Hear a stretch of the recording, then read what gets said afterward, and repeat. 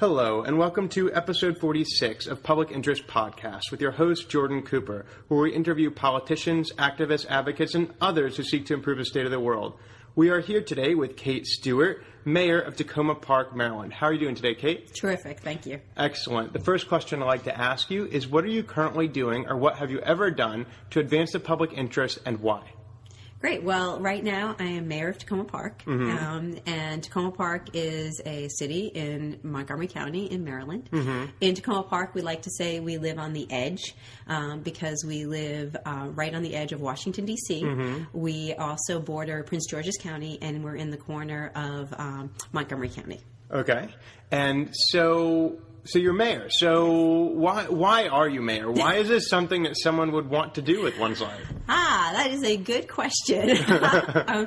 So Takoma Park is a wonderful community. It's a very diverse community, and it's a community that is changing. Yeah. Like many places in Montgomery County, we're seeing new people move in, and at the same time, there are a lot of people who want to stay in Takoma Park as they get older.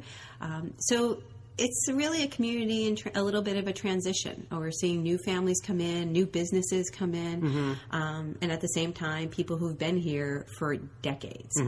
So it's an exciting time to be a mayor. Because one of the things is looking at the future and planning for what kind of community we want to be, and making sure that the interests of people who lived here for decades, as well as those who are newer residents, that we bring those together. And we work together for the future. So how would you characterize this community? You said that you're a community on the edge, and geographically with political jurisdictions, I understand. Also, I almost thought that had some other connotations because there's a certain culture, if you will, associated with individuals who choose to locate themselves in this community, and sometimes I've heard them describe themselves as edgy in a way. So first of all, is this a town or city, and why is it a town or a city? What's the difference between those two? And then how do you characterize the community? So we're a city. We're a municipality here, and we've been a city for, I think we're 126 years old now. We just recently celebrated our 125th anniversary. And you're right. I think Takoma Park, living on the edge, could mean a number of things. We're a city comprised of activists, people who feel very passionately, not only about their community, but about the country and about the world. So it's also an exciting place to be a mayor because people are very engaged and many issues. How would you characterize their political identity, or is their activism not associated with any particular stance in the political spectrum? I think if we look at the traditional political spectrum, Democrat, Republican, progressive, conservative, this is a very progressive democratic area. Okay, so all right, so why did you choose to locate yourself here? How did you come to move here? So I came to move here over 20 years ago.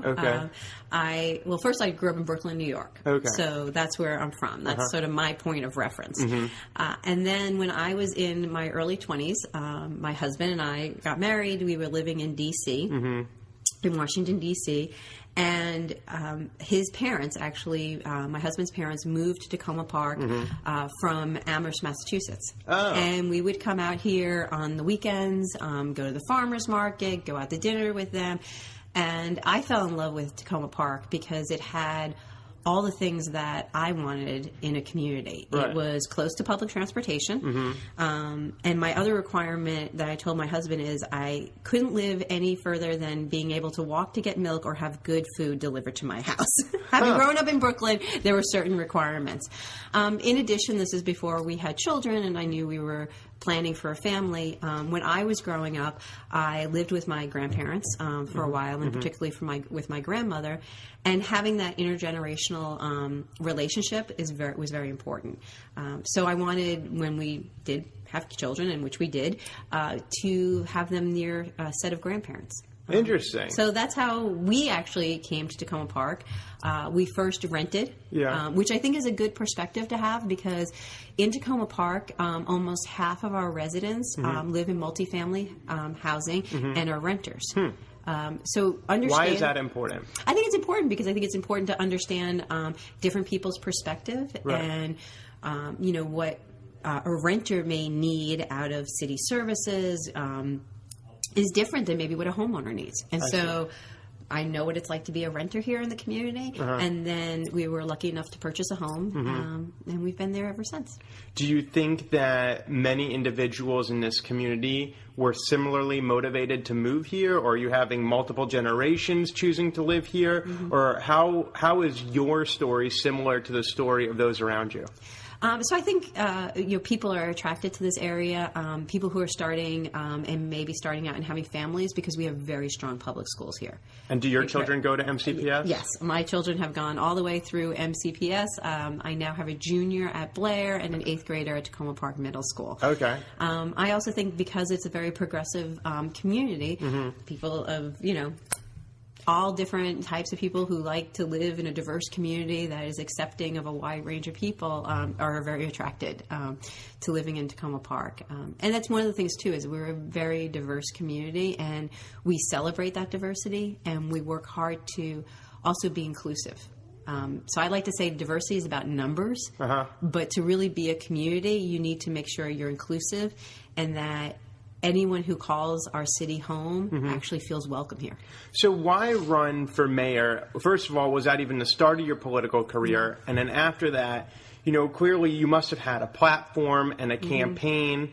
And there's a reason why some people voted for you, and enough of them voted for you to vote you into office. Yeah. Why did you decide to run? And then why did they decide to have you represent them? So before I was mayor, I was actually on the city council for a few years. I ran in a special election after we unfortunately lost one of our city council members who died of cancer. And I have to say, at the time when the special election was about to happen, I think I'm probably like a lot of women who've gotten into politics, a little later in life, and I had to be asked. I had not thought about running for city council until a number of friends of mine came to me and said, there's an opening on the city council and we think you'd be good at it. And at first I tried to convince other people to do it. Really? People were reluctant to seek a vacant office? They were. It's because it's not a full-time job, you have to, Do you get paid for being on city council? If you're a city council member, you get about $10,000, and as mayor, I get $12,000 for the year. And to what extent is mayor a full-time job in the sense that it takes 40 hours a week of your time? Oh, it is definitely a full-time job. It is, and I have another full-time job, but I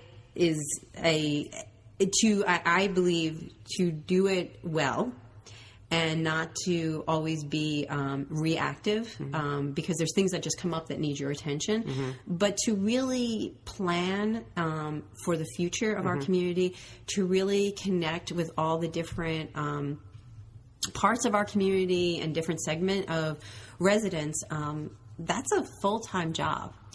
So you mentioned something, which is that you're a woman, surprise, and that means something. So not all of our listeners are female, right? And there's a national narrative about what it is to be a woman in today's society. Can you talk to us, to me and our listeners, a little bit about what is it? Why is it challenging? Why does a woman need to be asked, in your example? Right. But in I guess it was implied that in other examples, a man will just throw his hat into the ring. And how does having a family, having children, how does that differ for a woman as opposed to, say, your husband, who incidentally also has children? Right. Well, the fact that people actually asked me about my children when I was running and who was going to take care of them, I can guarantee you that probably none of my colleagues who are all male on the city council were asked that question when they were running if they have children. But even here in Takoma Park, that was actually a question I got asked multiple times. In like formal candidate forums? Or by journalists or questionnaires? Not by journalists, but like in when we would do like the house parties and the coffee things. Meet and greets. People really question, well, how are you going to do this if you have two Now, why small would they children. think that that's important to doing the job? That shouldn't you be able to balance your own life? I would think that, but I think that is still the double standard that I think women in public life face. And those types of questions. Are any of the men on the city council also fathers? Oh, yes. Mm-hmm. And do you think that them spending time on a city council takes away time that they otherwise might spend with their children? Well, for all of us, it takes away time. I mean, right? So no matter what yes. So I would say for my male colleagues, for myself, any time we're spending doing city stuff is taking time away that we would probably, be spending with our families or doing something for ourselves. And you always had children while you were in elected office, yes. correct? Mm-hmm. So are there any individuals without children? Oh, yeah, there were a number of them whose children are grown. Yeah. And I think that also speaks to the structure of why sometimes it is difficult to get a variety of people, not just women, but also men who have children on the city council. Because again, it's not technically it's not remunerated as if it were a full-time job, right. But the duties and responsibilities of the office are akin to it being a full-time job. Yeah, and with email and other things, people, their expectations of... You're on call 24/7? Yeah, like when you're going to respond and things like that, So what did you run on? What did you say you were going to do when you got elected? And then have you done those things? Yeah. So when I was running for mayor, there were a number of things that were very important to me. And we have, as a council, worked towards a number of them. So one of them was community engagement. And I know a lot of politicians talk about community engagement. What is community engagement? Right. Exactly. That was one of the questions. What do we mean by community engagement? For me, community engagement means getting more people involved in the decisions that we make as a city government. How do you do that? Impact. Well, the way we've done it is, first of all, I always find that our city council meetings is not the way to do that. Okay. It really isn't. Why the is way that? It's structured, because... Are they boring? No, well, I don't think they're boring, but it doesn't... they're not set up to actually have dialogues or garner input. It's one-way direction. It's one-way direction. You have public comments set up where people can come for 3 minutes, they speak, and then they sit down. But there's not a back and forth and a dialogue. So what we've done in the city is a number of things. One is that we hold quarterly community conversations. And what we do is we pick one of our priority issues that we've set as a council. What's an example? So last February, we had a community conversation on affordable housing. And the way we structure it is we spend half the time having people from around the country, the different cities, other counties, the state, experts come in, government people, nonprofit people, come in and do type of TED Talk type of presentations. So they're short, 5-10 minutes, kind of covering the topic. So when we did affordable housing, we had people who are experts on housing issues. We had people from Montgomery County come and say what's happening at the county level, and kind of give us a good foundation on what's going on with housing and affordable housing in the area. And then after that, after we all have the same basic kind of foundation on information, we break up into smaller groups that are moderated and then tackle some issues. So for housing, for example, it was like, well, how do we want to define affordable housing in Takoma Park? What should our goals be? How are we going to get there? And then we collected all that information. We reported out on that, and then that information and all that we gathered was then useful when we went to do our budget last year. And in fact, we realized that there are some areas where we want to invest as a city to make sure that we are really staying diverse when it comes to thinking about attracting people of different income levels. So we actually put in our budget a $400,000 affordable housing reserve fund. And for, $400,000 may not sound a lot to some people, but for us, when you talk about a budget of $30 million, that's a big commitment for us here in the city. So do you have the power to levy taxes upon residents? Property taxes, in addition to Montgomery County property taxes. And those property taxes are your primary source of revenues? Primary source, yeah. And obviously, there are affordable housing programs at the federal, state, and county levels. In the county, there's moderately priced dwelling units. there's HUD in the federal government. There's lots of different affordable housing options. Do you coordinate among the different levels of government? And the thing that's very unique about Takoma Park is that we have rent stabilization. Okay. Here in Takoma Could you define that? So rent stabilization, basically, what it does is it helps to keep rents at a level that people can afford. So if I'm a property owner, let's say I own a single-family house, and I want to rent it out to another family, and I want to charge, let's say, $3,000 a month.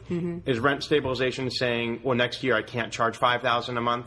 It's pretty, and it's mostly for not necessarily single family, like renting out a basement apartment, but for more larger multifamily dwellings. But that's basically how it works. You have increases, but it's not at the market value. So does it limit the total price I initially set, or does it just more impose a limit on how much I can change and increase the rent change and increase, each year? So it's like a percent cap? Yeah. What is that percent cap? It's usually based on 3% or it's based on the numbers that come out of, like, the county puts out a table every year. And what's a range? Oh, I'd have to go back and okay. I don't want to spread any Too into the weeds here. Yeah. Okay, so it sounds like you had a campaign promise of let's do more civic engagement. You followed through and said, here are these quarterly meetings with my constituents, and we're going to talk about different issues. Going to get the TED Talks, get you engaged. And did a lot of people come? Yeah, we had a good showing for affordable housing. Then we did another one on youth success. And looking at youth development programs in the city in June. And that one also helped us to identify priority areas and programming that we need to have in the city for our young people. So just remaining on the topic of community engagement, the Obama administration, one of their hallmark, and this is, just stay with me here for a minute, one of the hallmark achievements of the Obama administration, according to the Obama administration, is the Patient Protection and Affordable Care Act, also known as Obamacare. Right. And though they claim to have many successes, they also recognize that many Americans don't appreciate the Affordable Care Act. And President Obama, I've heard him say, has reprimanded himself for failing to adequately get out the word. Right. So it sounds like you made a campaign promise. You had people show up. And then you actually did something in the budget that reflected that input. Right. Do the people know that you actually followed through? That's a good question. I think some people know. I don't know how, it's interesting to note, like, how many people know. How would they evaluate you? Well, we do have a city newsletter. Okay. So that's one thing that goes out to every household in the city. We put it out once a month. And we actually know when we do our resident surveys that is a place that people go to for information. Okay. Also, our city website. I have a blog that I put up information there, and we have a dedicated web page on these community conversations we have. So if somebody missed the affordable housing conversation, they can go there, they can view, because we taped it, and they can also look at the presentations and all the materials that were presented. I think another thing that is really important in terms of thinking about being an inclusive community and reaching out to different segments is that our city website, you can read it in Amharic, you can read it in Mandarin, and in French and in Spanish. Oh, my goodness. Yeah, and I don't know this for 100% sure, but I think we're probably one of the only, if not the only, city that has a website in Amharic. In the United States? I think so. Wow. Yeah, in the U.S. Obviously, there would be websites in Ethiopia that might have probably that. So, have you ever had any feedback from community members who say, "Look, I'm really surprised, but you actually, you're exactly as I expected, but in any case, you've done what you said you're going to do. As a politician, you made a promise and you followed through." Or is it? Have you gotten that? Not that directly, but I definitely think people are energized, engaged, that they're thinking our city government is on a good path. The thing is that my grandmother always had this saying that good work is only rewarded by more work. Yeah. So I think, you said we meet expectations, and Expectations rise. like your expectations rise. You want more, and which is a good thing because it keeps us moving. It keeps us, striving to do more. Sure. So let's see here. So I'm just thinking about your being. So if a campaign. So how long is your term? 2 years. A 2-year term. And how long have you been mayor? A year, almost exactly. Okay. So election time will be 1 year from now. Yep. Well, what are you doing differently than the previous mayor? Oh, doing differently than the previous mayor. I think some of the really, doing this engagement piece is a little different. One of the other things that we've been doing is moving our city council meetings and not always having them here. Here being where? Sorry, you're on a podcast. You can't. Here being our city offices.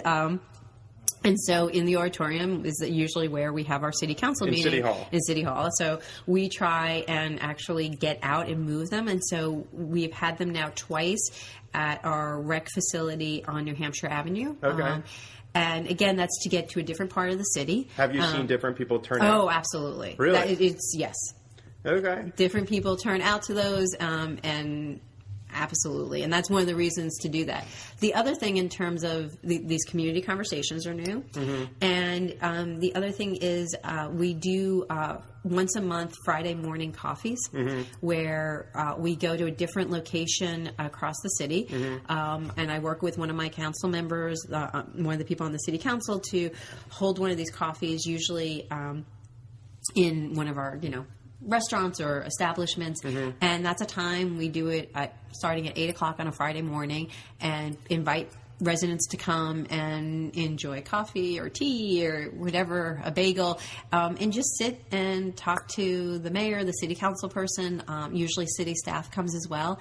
And again, this is an opportunity to dig deeper on some issues that we're dealing with, for people to get updates on what's going on. So you've really done the community engagement in many different ways. Yes. And the other thing, too, is, even though we're not that large of a city, we're 2.4 square miles, people are most interested in what's going on in, my little tiny, my little neighborhood, the blocks around where I live.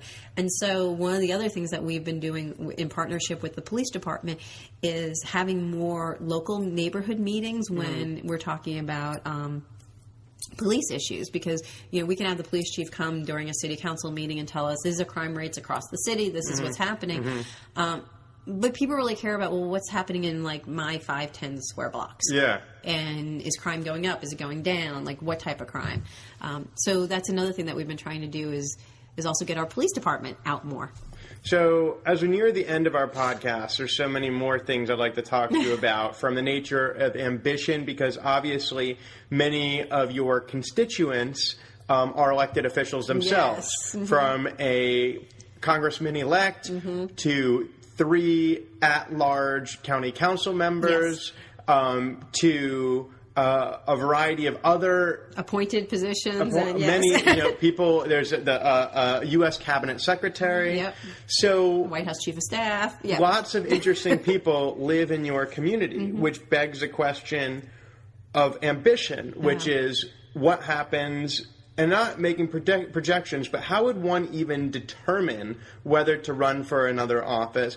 And that, I would like to segue into your motivations. Why are you doing this, and what's your legacy? I see that all as kind of tied into the same kind of ball of wax. It's why run for something higher? Well, clearly to accomplish the same kind of thing in the same vein, on a different scale. And then why even do it in the first place, which you spoke about already, and then what your legacy is. What have you actually done having followed through with that ambition?